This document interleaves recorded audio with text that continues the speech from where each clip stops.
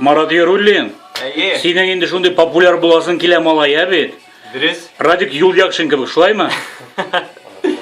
Синең инде татар җырын төгәлләп куясың килә аның кебек. Ну аның өчен нәрсә кирәксең? Малай, әйт инде миңа. Тырышлык кирәк аның өчен. Тырышлык? Тагын?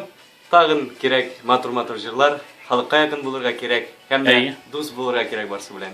Син болай каян килеп чыктың соң? Кайсы яклардан? Мин Диңгез төбеннәнме? Нижгар татары. Нижгар? Нижгородский областьтан мин килгән. Хәзерге көндә Мәскәүдә яшимен мин. Казанга тырышамын чыгарга. Казанда, чтобы мине белделәр халык. Җырлар матурларны язабыз. Син инде менә бүген альбом чыгарасың? Алла бирсә, апрельдә. Ә синең булай кайда булса беләләрме соң әле сине?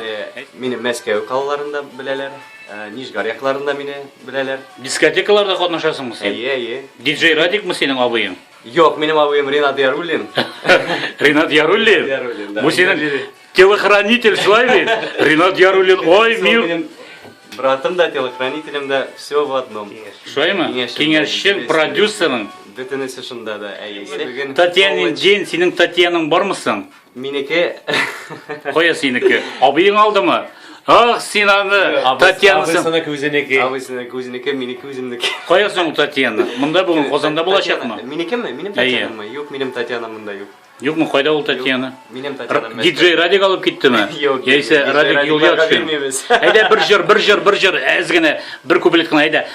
Киттек. Зәлилә, зәлилә, лилә, лилә. Лиләлә. Ошатасың микән мине, шуны беләсем килә.